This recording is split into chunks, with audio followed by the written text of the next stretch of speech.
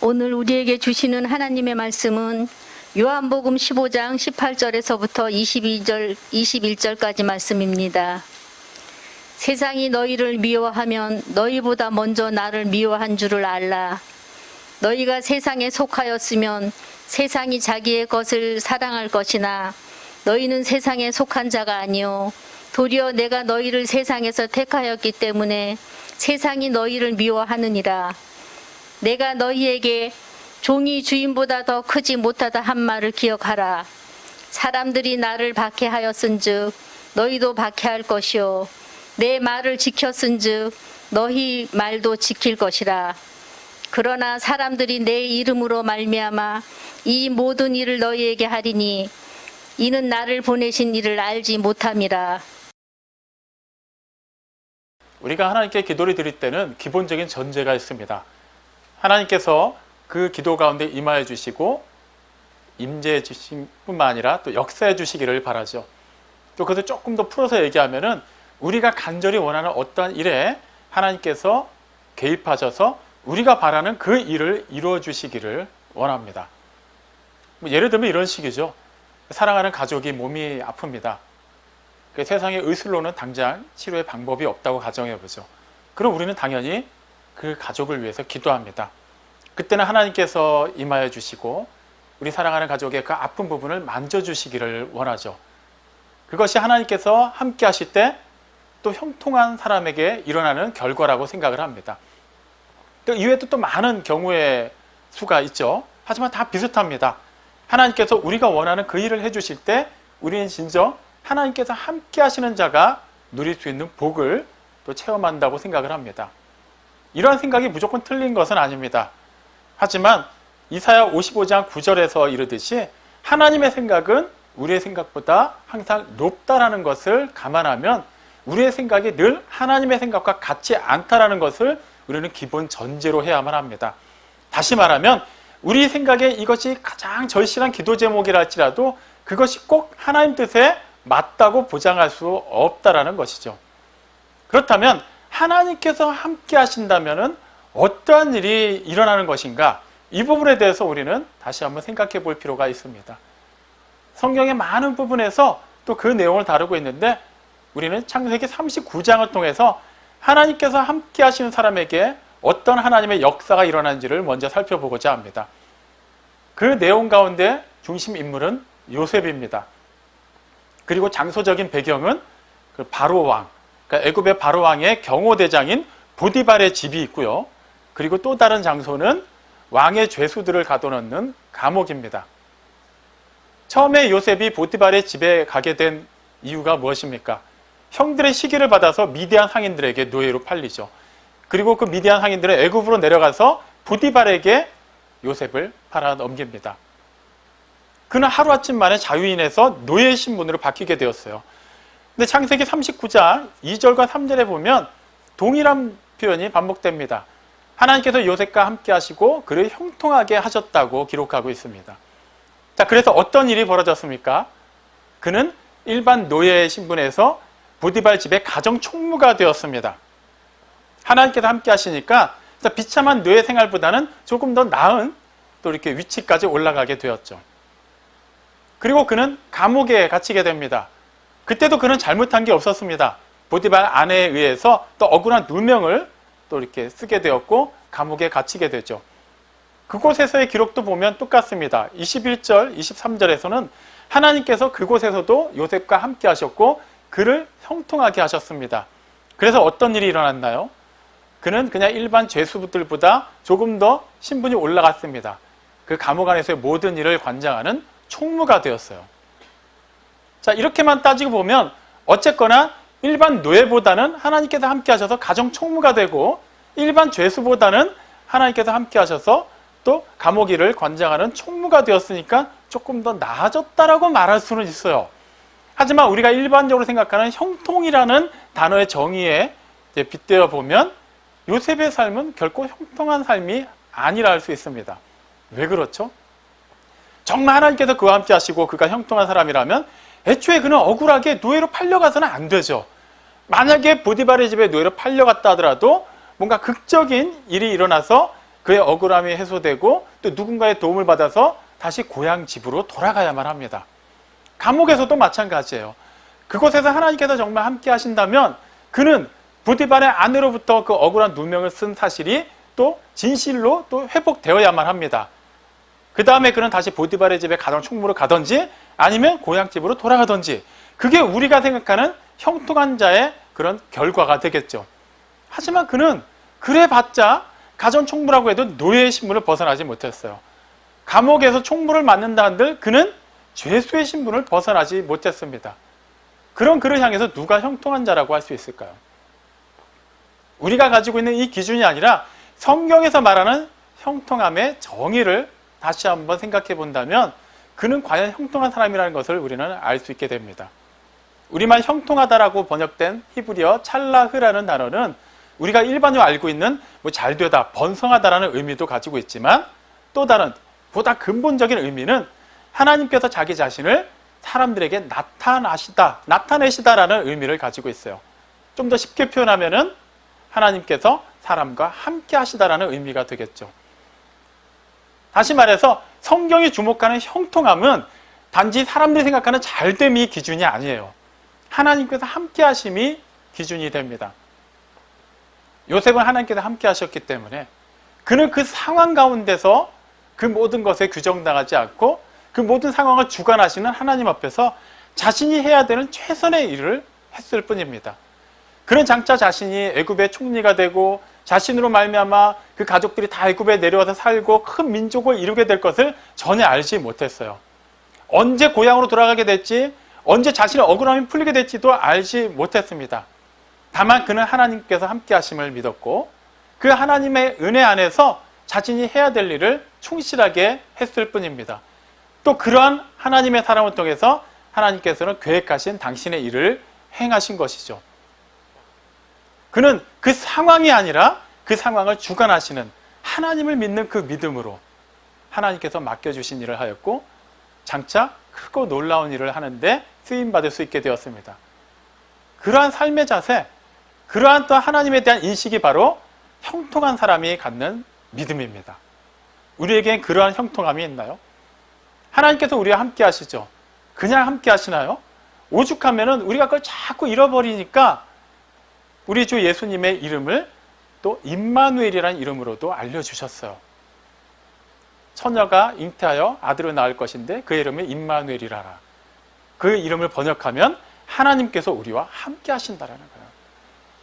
예수님의 이름을 부를 때마다 우리는 그 사실을 늘 인지해야만 합니다. 그냥 예수님의 이름을 부르면서 기도하면서 한숨을 한숨대로 쉬는 것이 아니라 내가 지금 예수님의 이름으로 기도하는 이 순간에도 하나님께서는 나의 기도 가운데 함께 하시고 반드시 그분이 계획하신 크고 놀라운 일을 이루어 주실 것이라는 그 기대를 가지고 있을 때 우리는 비로소 형통한 자로서 하나님과 동행하는 자의 삶을 살 수 있게 되는 것이죠. 성경에 그러한 삶을 산 많은 믿음의 사람들이 있습니다. 또 대표적인 사람으로 하박국 선지자를 한번 뽑아보죠. 하박국의 그 1장부터 진행되는 내용은 하나님에 대한 불평과 원망으로 시작이 됩니다. 선지자 입장에서 봤을 때 하나님의 택한 백성임에도 불구하고 남유다 백성들이 너무 패역한 거예요. 도처에 악이 득세하는데도 하나님께서 개입하시지 않는 것처럼 보입니다. 그는 그것을 굉장히 불편하게 여겼죠. 선지자로서 당연한 마음입니다. 하나님께 묻습니다. 왜 이 하나님의 나라 가운데 악이 관영하고 있는 것을 그대로 지켜보고 계십니까? 하나님께서 답을 주세요. 나는 그 죄에 대해서 반드시 심판하겠다. 그런데 좀 충격적인 답을 주십니다. 바벨론을 들어서 남유다를 심판하시겠다라는 거예요. 그 죄값을 물으시겠다라는 거예요. 선지자가 기대했던 답이 아니에요. 아니, 하나님의 나라가, 하나님께서 택하신 백성이 하나님을 알지도 못하고 하나님께서 가증하게 여기시는 우상에 찌들어 사는 사람들에 의해서 심판을 받는다? 이거는 도무지 용납될 수 없는 일이에요. 그래서 그는 그것에 대해서 다시 묻습니다. 이건 하나님의 공의에 비춰봤을 때 너무나도 부당합니다. 어떻게 하나님을 알지도 못하는 바벨론 사람들이 하나님의 나라 백성들을 심판할 수 있습니까? 하나님이 다시 답을 주세요. 그들은 나의 심판의 도구일 뿐이고 그들 또한 그 죄에 대해서는 반드시 심판을 받을 것이다. 그러면서 바벨론을 통해서 남유다 왕국에 어떠한 또 핍박이 임할지, 어떠한 고난과 환란이, 그리고 궁극적으로는 남유다가 바벨론에 의해서 망하게 될지에 대해서 하박국 선지자는 다 내다보게 되었어요. 그는 굉장히 두려웠습니다. 마음이 아팠어요. 괴로웠어요. 하지만 그 상황 가운데 놓이지 않았습니다. 그 이후에 진행될 하나님의 구원을 그는 주목했습니다. 그래서 하박국 3장 16절까지는 선지자가 굉장히 괴로워하고 답답해하는 심정을 막 토로하고 있는데 17절부터는 굉장히 놀라운 신앙 고백을 하게 됩니다. 17절, 18절 말씀이 우리가 그 유명하게 알고 있는 하박국 선지자의 신앙 고백이죠. 비록 무화과 나무가 무성하지 못하고 포도나무가 열매를 맺지 못하며 감람나무에 소출이 없으며 땅에 먹을 것이 없으며 우리의 양이 없으며 외양간에 소가 없을지라도 나는 여호와로 말미암아 즐거워하며 나의 구원의 하나님으로 말미암아 기뻐하리라. 지금 이 상황은 우리가 생각하는, 우리가 또 무화과 나무잎이라는 찬양으로 쉽게 하는 것처럼 그렇게 밝은 분위기가 결코 아닙니다. 그러니까 막연하게 있던 것이 없어지는 차원이 아니에요. 자신의 나라가 이방 민족들에 의해서 철저하게 유린당할 겁니다. 멸망당할 거예요. 그 상황에서 기뻐할 수 있는 사람이 누가 있을까요? 하지만 그는 그 너머를 봤어요. 그의 표현에서 잘 찾아볼 수 있습니다. 나는 여호와로 말미암아 나의 구원의 하나님으로 말미암아. 여기서 말미암아로 번역된 히브리어 때라는 단어는 안에서라는 의미를 가지고 있어요. 우리가 기존에 아침 묵상에서 확인한 내용이죠. 다시 말하면 그는 구원의 하나님 안에서 그 상황을 조망했던 것입니다. 전능하신 하나님 안에서 그 상황을 보았기 때문에 당장 하나님을 떠나서 봤을 때는 답답했어요. 왜 우리나라 사람들은 하나님의 은혜를 받고 하나님의 그 주권하에서 이렇게 한 나라를 이뤘음에도 하나님 앞에서 이렇게 폐역한 일들을 행하는 것일까 답답했어요. 그리고 하나님의 대답을 들었을 때는 어떻게 이방 민족이 우리나라를 감히 심판할 수 있을까? 너무나도 억울하게 생각했어요. 하지만 하나님 안에서 그 상황을 보았더니 영원하신 하나님의 그 생명, 그 시간 속에서 이 잠시뿐인 과정은 정말 그 불순물들이 다 빠지고 정금과 같이 나오기 위한 과정이라는 것을 알게 되었어요. 영원한 생명에 참여하기 위해서 잠깐이라도 말할 수 없는 이 짧은 순간은 반드시 필요하다는 것을 알았기 때문에 그는 이 상황 자체에 마음이 뺏기지 않고 그 이후에 전개될 영원한 하나님의 시간에 시선을 고정하게 되었습니다. 기뻐할 수밖에 없었죠. 즐거워할 수밖에 없었던 겁니다. 그는 하나님 안에 있음으로 말미암아 형통한 자의 입장에서 서 보니까 모든 것에 그는 감사할 수 있었고 기뻐할 수 있었고 즐거워할 수 있었습니다. 하박국 2장 4절 그 앞선 말씀에는 또 그 유명한 의인은 믿음으로 말미암아 살리라는 말씀이 기록되어 있어요. 여기서 말하는 말미암아도 히브리어 빼가 기록되어 있습니다. 의인은 믿음 안에 있는 사람으로, 그러니까 믿음 안에서 사는 것으로 말미암는다라는 의미죠. 조금 더 쉽게 표현하면 이렇습니다. 믿음의 대상을 내가 속해 있는 이 세상에서 잘 되기를 바라는 일들, 그거에 대한 믿음이 아니에요. 잘 될 줄 믿습니다. 건강해질 줄 믿습니다. 부자가 될 줄로 믿습니다. 이런 막연한 그런 인간적인 기대를 가지고 있는 믿음이 아니라 하나님 안에서 믿음을 두고 있는 사람, 믿음의 대상을 하나님으로 삼고 있는 사람, 우리에게 적용하면 믿음의 주여 온전케 하시는 이인 예수 그리스도 안에서 이 모든 일어나는 일들을 조망할 수 있는 사람, 그 사람이 바로 하나님께서 인정하시는 의로운 사람이라고 말하는 것이죠. 우리는 여전히 이 마스크에서 벗어나지 못하고 있어요. 사실 코로나19가 시작될 때만 해도 이렇게 길게 진행될 거라고는 아무도 예상하지 못했습니다. 앞으로도 언제까지 이어질지는 여전히 예상을 하지 못하고 있어요. 한동안 많이 힘들어했죠. 많은 교회들, 특히 많은 믿음의 사람들이 또 신앙의 길에서 떠나기도 하고 이 코로나로 인해서 하나님의 전지전능하심, 하나님의 주권에 대해서 많은 의문부호를 던지기도 했습니다. 우리도 그랬을지 몰라요. 하지만 우리는 이 상황 자체가 더 악화가 되든 아니면 내일이라도 당장 종식되든 그 상황 자체에 휩쓸리지 않습니다. 왜 그렇습니까? 이 모든 것을 주관하시고 가장 선한 일을 이뤄주실 하나님 안에 있기 때문이에요. 그분 안에 우리의 믿음을 두고 있기 때문에 하나님께서 이루실 그 일은 반드시 성취가 될 것입니다. 아무것도 없는 상태에서 그 무질서함 가운데서 하나님께서 말씀으로 모든 것을 질서정연하게 창조하셨죠. 그리고 하나님의 그 작품들 가운데 하나님의 형상을 따라서 우리 각 사람을 두셨어요. 그렇다면 이 모든 상황 속에서 살아낼 수 있는 은혜와 능력과 필요한 모든 것은 당연히 하나님께서 책임져 주시지 않겠습니까? 지금까지 그래왔던 것처럼 말이죠. 그렇기 때문에 우리는 이 코로나 시국뿐만 아니라 우리에게 닥치는 어떤 일들 가운데서도 전혀 그것에 휩쓸리지 않습니다. 즐거워할 수 있어야만 해요. 그것이 바로 형통한 사람, 하나님과 함께하는 사람이 가져야 되는 마땅한 자세입니다.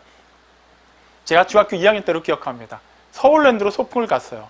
5월달 소풍 시즌에는 한 학교만 오는 게 아닙니다. 수십 군데에서 와요. 매표소 앞에서부터 막 어마어마한 인원이 몰려 있었어요. 언제 들어갈지도 모르고 이제 반별로 줄을 서서 기다리고 있는데 또 이렇게 띄엄띄엄 또 가족 단위로 온 분들도 있었어요. 제가 지금도 굉장히 인상적으로 기억에 남는 한 가족이 있습니다. 자, 아빠, 엄마. 그리고 아빠는 이제 첫째 아들을 이제 목마를 태우고 있었고, 엄마는 뭐 아들인지 딸인지 모르겠는데 어린 아이를 이제 안고 있었어요. 아기 띠로 메고. 근데 부모님은 표정이 약간 지쳐 있었어요. 5월인데 좀 이렇게 햇볕이 따가서 좀 덥기도 했고, 줄이 너무 많고 언제 들어갈지 모를 상황이었거든요. 근데 그 둘째 아이는 그냥 세상 편한 표정으로 잠을 자고 있었습니다. 고개를 뒤로 이렇게 떨구고. 첫째 아이는 아빠 목마를 탄 상태에서 막 계속해서 몸을 막 이렇게 흔들고 있는 거예요. 좋아가지고. 줄이 아무리 길어도 뭐 더워도 언제 들어갈지 몰라도 아이들에겐 그게 중요하지 않아요. 어차피 엄마 품에 안겨 있으면 뭐 어떻게든 좋은 일이 일어날 테니까. 아빠 위에만 이렇게 앉아 있으면 언젠간 들어가니까 또 재밌는 일이 일어날 거니까 다른 거는 전혀 걱정하지 않는 모습이었어요. 우리에게도 그러한 믿음이 있어야만 합니다. 막연하게 잘 될 것이다라는 믿음이 아니에요. 반드시 하나님께서 계획하신 좋은 일이 일어날 것이라는 믿음이죠. 처음에 말씀드렸죠. 하나님의 생각은 늘 우리보다 앞섭니다. 한 발짝 앞서는 게 아니라 아예 차원이 달라요.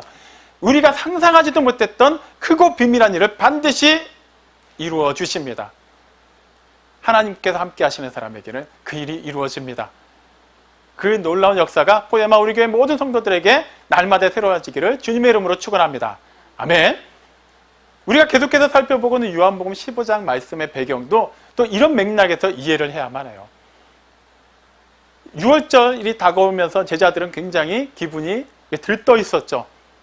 많은 유대 사람들이 기대하는 것처럼 이번 6월절에는 주님께서 메시아 왕국을 세울 거라는 그런 기대로 가득 차 있었습니다. 그렇다면 어떤 일이 벌어질까요? 이스라엘에 놀라운 또 변화가 일어나겠지만 무엇보다도 제자들에게는 기존과는 비교할 수가 없는 그런 놀라운 신분 상승이 이루어지게 될 것입니다. 3년이 넘게 주님을 따라다니면서 나름 고생했다고 생각을 했는데 그거에 대한 이제 보답을 하루만 이제 참으면은 받게 되는 거예요. 그들은 주님과 함께하기 때문에 이루어질 그 놀라운 일들, 더 솔직히 표현하면 좀 세속적인 일들에 대한 기대로 가득 차 있었습니다. 그런 만찬 자리, 분위기가 한창 무르익을 때 주님께서 모든 분위기를 다 깨버리시죠. 내가 너희를 떠날 것이다 라고 말씀하십니다. 주님이 떠나시면 모든 게 다 끝장이 나는 거예요. 그냥 관계만 떨어지는 것이 아니라 그들이 주님을 통해서 기대했던 모든 일이 다 무너지기 때문에 그들은 한사코 주님을 막으려고 했어요. 하지만 그 일이 불가능하다는 것을 알게 됩니다. 낙심한 그들에게 주님께서는 위로와 격려의 말씀을 주시죠. 그들에게 사랑의 말씀을 주세요. 비록 몸은 떠나지만 진리의 영이신 보혜사를 보내실 거고 또 그분이 영으로서 제자들과 함께 제자들 안에 거하기 때문에 더 이상 시간과 공간의 제약을 받지 않고 영원히 그들과 함께 하실 거라고 약속하셨어요. 또 다른 보혜사, 주님의 또 다른 또 위격이, 인격이, 그 능력이 제자들에게 임할 것입니다. 그러므로 말미암아 그들은 주님께서 말씀하신 사람으로서는 할 수 없는 그런 신적인 사랑을 할 수 있게 돼요. 모든 것을 포기하면서까지 남을 사랑하고 섬길 수 있는 그러한 놀라운 봉사자가 될 것입니다. 주님이 하셨던 일, 그보다 더 위대한 일도 하게 될 거예요. 주님이 계속해서 그 말씀을 하십니다. 핵심이 뭐죠? 그렇기 때문에 나의 안에 거하라는 거예요. 내가 포도나무 너희가 가지기 때문에 그 관계처럼 나의 안에 너희가 거하라고 내 말이 너희 안에 거한다면 이 일은 반드시 이루어지게 될 것이다. 비록 우리가 몸은 떨어지지만 그 이전보다 지금까지보다 더 친밀하게 더 인격적으로 더욱더 능력 가운데 하나님의 일이 너희를 통해서 일어날 것이다. 제자들은 다시금 이제 충전이 되고 회복이 되어 갔겠죠. 비록 그 인간적인 그런 이별에 대한 아쉬움은 있겠지만 기존에 상상도 못했던 놀라운 능력이 또 인격으로 그들 가운데 함께한다는 그 말씀 때문에 그들은 반드시 힘을 얻을 수밖에 없었을 것입니다. 그런데 또 그렇게 분위기가 올라가는가 싶은데 요한복음 15장 18절부터 다시 주님의 말씀으로 말미암아 분위기가 꺾이게 되죠. 어떤 말씀인가요? 세상이 너희를 미워하면 너희보다 먼저 나를 미워한 줄 알라. 너희가 만일 세상에 속하였으면 세상이 자기의 것을 사랑할 것이지만 너희는 세상에 속하지 아니하였고 도리어 내가 너희를 세상에서 택하였기 때문에 세상이 너희를 미워하느니라라고 말씀합니다. 하나님께서 함께 하시고 또 그 진리의 영이 그들 안에서 충만하게 역사하시기 때문에 그들은 능히 감당하지 못할 일이 없는 것 같이 그런 위대한 사람이 되는 것으로 생각하고 있는데 갑자기 주님이 너희는 세상에서 미움을 받을 것이다 라고 말씀하세요. 좀 말이 안 되잖아요. 하나님의 능력이 그렇게 충만하게 임한다면 오히려 세상에서 더 인정을 받아야 되지 않을까요? 세상으로부터 더 환호를 받아야 되지 않을까요? 근데 미워할 것이라고 말씀하세요. 이유가 뭘까요?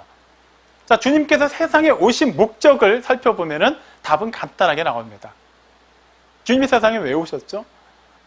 예, 죄인들을 찾아서 회개시키려고 오셨어요.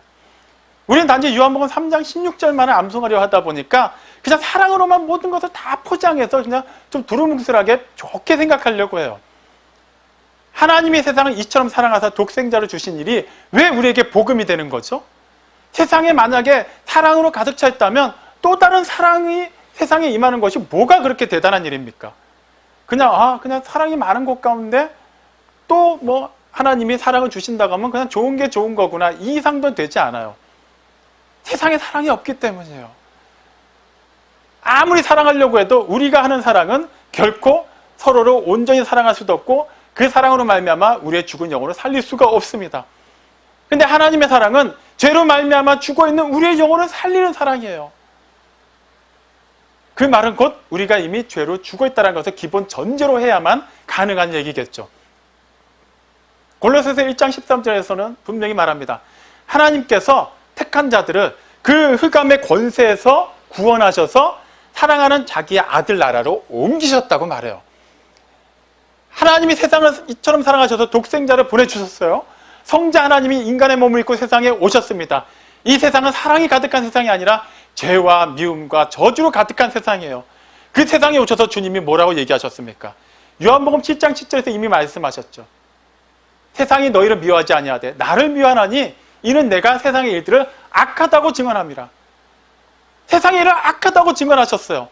그러니까 세상 입장에서는 이제 발칵 뒤집히는 겁니다. 이제는 세상의 관점에서 생각해 보죠. 나름 의롭다고 생각하고 그냥 살고 있는데 하나님의 아들이 오셨어요. 당연히 나를 칭찬해 주실 줄 알았는데 죄인이라고 얘기하시는 거예요. 죽었다고 얘기하시는 거예요. 아니, 물론 내가 완전한 사람은 아니지만 그래도 비교를 해보면은 나름 의로운 구석이 하나씩은 있는데 우리도 다 그렇게 생각하지 않나요? 아무리 성경에서 우리가 본래 어둠에 속했다고 말할지라도 그거는 그거고 그래도 나는 그래도 조금 착한 부분은 있는데 그게 우리의 솔직한 반응입니다. 하물며 세상은 어떻겠어요? 아니 내가 죄인이라고? 천국이 있다면 나 같은 사람이 가야 되는데 내가 아무리 착하게 살아도 갈 수가 없다고? 화가 날 수밖에 없어요. 그리고 나를 죄인이라고 말하는 그 상대는 당연히 나에게 원수가 되는 겁니다. 그리고 좀 전까지 나와 같은 편이었는데 누군가는 택함을 받아서 그쪽 편으로 옮겨졌어요. 이제는 나를 죄인이라고 말하고 나를 원수라고 말하는 그쪽 편에 나의 친구가, 나의 가족이 옮겨갔습니다. 그럼 어떻게 될까요? 예수만이 나의 원수가 되는 것이 아니라 예수 편에 서 있는 그 사람도 나의 원수가 되는 거예요. 어떻게? 나랑 똑같았는데 뭐가 다르다고 자기는 하나님의 나라를 약속받고 나는 그렇지 못하다고 말하는 거지. 말이 안 되잖아요. 미울 수밖에 없는 거예요. 또 우리가 주님이 하신 말씀에 좀 집중을 해야 되는 게 요한복음 15장 19절에서 주님은 가정법을 쓰셨어요. 처음에 너희가 세상에 속하였으면 세상이 자기의 것을 사랑하였을 것이고 너희가 만일 세상에 속하였으면 가정법이에요. 무슨 말입니까? 주님의 제자, 주님께서 택하신 자들은 세상에 속하지 않았다라는 거예요. 자, 이건 절대적으로 이제 명제가 된 겁니다. 우린 세상에 속하지 않았어요. 그 다음에 결론이 뭐예요? 미움을 받는다는 거예요. 세상에 속했으면 세상으로부터 사랑을 받을 겁니다. 하지만 세상에 속하지 않았기 때문에 반드시 미움을 받게 돼 있어요. 그렇기 때문에 우리가 하나님의 자녀라고 말하면서도 세상에서 환영받고 세상에서 사랑받고 세상에서 칭찬을 받는다면 우리는 진지하게 생각해야만 합니다. 과연 우리가 하나님께 속하였는지 말이죠. 이걸 오해하면 안 돼요. 우리가 하나님의 자녀로 부름받은 것은 무조건 세상에서 미움받기 위함이 아니에요. 우리는 사랑받기 위해 태어났습니다. 그거는 분명해요. 그런데 왜 세상이 우리를 미워하는지는 앞에서 살펴봤죠. 누가복음 6장 26절에서도 주님이 분명히 말씀하셨어요. 세상에서 너희가 칭찬을 받으면 오히려 그것이 너희에게 화가 된 줄로 알아라. 왜냐하면 너희의 조상들도 거짓 선지자들에게 그렇게 했기 때문이다. 참 선지자는 세상에서 환영받지 못했어요. 물론 들을 수 있는 자는 듣습니다. 하지만 다수는 아니었어요. 거짓 선지자는 많은 사람들에게 환영을 받았습니다. 우리 또한 하나님의 사랑을 받았고 하나님의 사랑을 세상에 전해야 되는 선지자의 역할로도 부름받았어요. 그렇기 때문에 우리가 하나님의 말씀 그대로 살아내고자 하고 그 말씀을 그대로 증거하고자 하면 반드시 세상은 우리를 미워하게 되어 있습니다. 그건 교회 안에서도 일어나는 일이에요. 하나님의 일을 얘기하고 하나님의 말씀에 근거해서 사고하고자 하면 교인들끼리도 별로 좋아하지 않는 게 솔직한 우리의 심정입니다. 하물며 세상은 어떻겠어요? 난 세상 친구들하고도 전혀 문제없이 지내는데 그렇게 말할 수 있어요. 하지만 그들에게 진지하게 내가 참으로 만날 하나님에 대해서 한번 얘기해 보십시오. 그들이 과연 기존처럼 나를 환영할까요? 꼭 그렇지 않아요. 제 친구들 가운데도 여전히 아직 복음을 받아들이지 못한 친구들이 있습니다. 초등학교 1학년 때부터 친구들도 있어요. 그들과 만나게 되고 연락하게 되면 늘 이렇게 즐겁습니다. 하지만 조심스럽게나마 하나님의 말씀을 전하면 그때부터 분위기가 바뀌어요. 어쩔 수가 없어요. 그들이 저를 미워하는 것이 아니라 그들이 복음을 받아들이지 못하는 거예요. 왜 이런 일이 벌어져야만 할까? 하나님의 말씀을 전하는데 왜 세상에도 환영을 받지 못하는 걸까? 어렵게 생각하지 마십시오. 성자 하나님이 직접 사람의 몸을 입고 이 세상에 오셨어요. 세상에 그분을 어떻게 하셨나요? 태어났을 때부터 미워했어요. 헤로드 왕이 죽이려고 했잖아요. 그리고 공적으로 사역을 시작하시면서부터 본격적으로 미움을 받기 시작하시죠. 하나님을 믿는다는 사람들로부터 미움을 받았어요. 유대 종교 지도자들, 그리고 많은 기득권을 행사하는 사람들로부터 미움을 받아야만 했습니다. 그 미움의 끝이 어디까지 갔죠? 십자가까지 갔어요. 이제 끝났어요. 근데 그들의 미움이 사라졌나요? 그렇지 않아요. 이제는 주님께 속한 사람, 주님을 따르는 사람, 그리스도인들을 향해서 그들의 미움이 맹렬하게 퍼부어지기 시작합니다. 하물며 우리라고 해서 다를 게 없겠죠. 그럼 우리는 이쯤에서 약간 힘이 빠질 수 있습니다. 하나님께서 함께 한다는 것, 하나님과 동행한다는 것, 형통한 사람은 그냥 미움받는 것을 운명으로 받아들여야만 하는 것인가? 그냥 미움받을 집만 골라서 해야 되는 것인가? 전혀 그렇지 않아요. 우리는 평강의 왕을 믿습니다. 우리 주님은 평강의 왕이십니다. 그렇다면 그분의 통치를 받는 우리는 또한 세상에 줄 수 없는 그 평안을 받은 자로서 그 평안을 전하는 대사의 역할을 해야만 해요. 이미 일찍이 주님은 이거에 대해서 말씀을 하셨죠.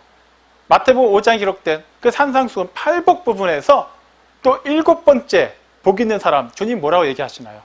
화평케 하는 사람은 복이 있나니 그가 하나님의 아들이라 일컬음을 받을 것이다. 하나님께서 인정하시는 복 있는 사람은 하나님의 평안을 받은 바 그 평안을 나누는 자여야만 해요. 우리는 모든 그 모임 가운데서 어떤 상황 가운데서도 화평케 하는 사람이 되어야만 합니다. 이것은 단지 분위기를 즐겁게 밝게 해주는 그런 걸 얘기하는 게 아니에요.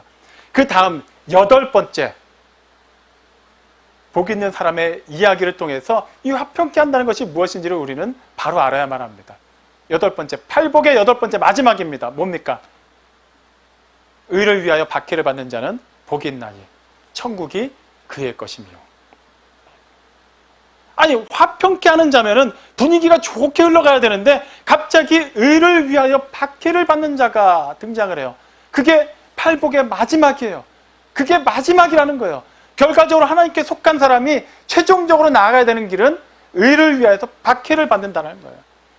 나 자신이 원래 박해받을 만한 행동을 해서 받는 것이 아니라 의를 위해서, 하나님의 그 의를 선포하기 위해서 우리가 전하는 화평이 바로 그런 것을 의미합니다.